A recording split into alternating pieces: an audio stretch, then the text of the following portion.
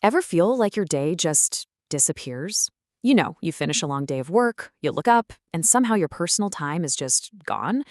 It feels like we're all stuck in this loop of working and then just getting ready to work all over again. Well, let's talk about how to break that cycle for good. Man, this quote from the creator Nisha just hits the nail on the head, doesn't it? That feeling of being on a hamster wheel, that's exactly what we're tackling today. It's this feeling that our evenings, our precious free time, just vanishes into thin air. So the big question is, where does it all go? We're about to break down 5 super powerful, really practical solutions to help you take back those lost hours.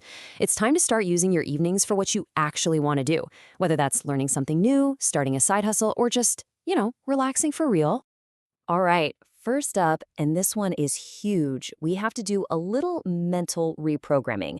This is all about changing the script in your head that connects how you feel with what you do. Seriously, this is a total game changer.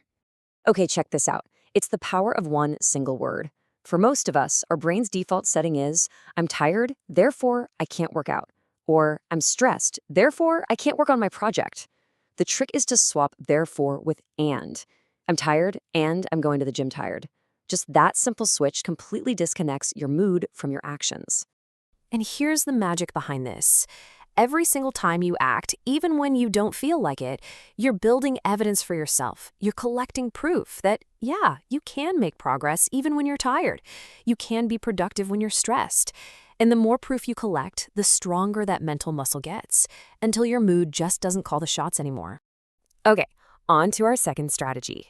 It's time to start thinking about your time and your energy, just like you think about your money. It's all about creating a budget. So think of it this way. Pretty much everything we do fits into one of these 3 buckets. You've got your fundamental bucket. That's all the stuff that just keeps life running. Chores, errands, paying bills. Then there's fun, which is self-explanatory.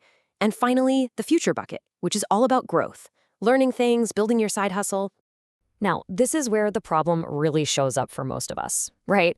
Just like with money, those fundamental tasks, the life maintenance stuff, it just eats up almost all of our time and energy. It leaves us with practically nothing left over for fun or for our future. But the good news is we can totally optimize this. And here is a perfect, concrete example of what I mean. If you spend just a couple of hours meal prepping on a Sunday, you can free up more than 6 hours during the week. That's 6 hours you're not spending cooking and cleaning every single night. And every minute you claw back from the fundamental bucket is a minute you get to invest in your fun and your future. Our third strategy is a surprisingly simple little environmental hack, but oh my gosh, it is designed to help you dodge the single biggest productivity trap there is in the evening. Yep, we gotta talk about couch magnetism. It's a real thing. The second you walk in the door from work and slump down on that couch, it's game over. You tell yourself, oh, just for 5 minutes. And then bam, it's 3 hours later and you've binged half a season of a show you don't even like that much. So the solution isn't to try and fight that magnetic pole. It's to avoid the couch entirely. You have to intercept your own routine. Instead of going from work straight to home, go from work directly to the gym or to a coffee shop with your laptop. By changing your very first destination after work, you completely change the trajectory of your entire evening. All right, strategy number 4. This one might feel a little counterintuitive at first, but trust me, it is one of the most powerful hacks on this entire list. It's all about recognizing a simple truth. Not all hours are created equal. I mean, just think about it. At 9 p.m., your brain's running on fumes, your phone is buzzing, and distractions are literally everywhere. An hour of work then might only give you, 20 minutes of real focused progress? But a 6 a.m. hour? Whoa, your mind is fresh, the world is quiet, it's pure, uninterrupted focus time. And this right here is the key takeaway. Shifting your most important work to the morning can have an absolutely massive impact. When the creator of this idea switched her side projects from evenings to mornings, she found she got more done in 30 minutes than she used to in nearly 2 hours after work. I mean, that's an incredible return on investment. And that brings us to our final strategy. And honestly, it is the most important one. You could do everything else we've talked about, but none of it will stick long-term if you don't get this one right. You have to respect your foundation. So what is your foundation? It's the absolute bedrock of your well-being. It's your sleep, your nutrition, your exercise, your mental health. This is the stuff that actually gives you the energy and the motivation to be productive after a long day. You just can't expect to perform at your best if you're running on empty.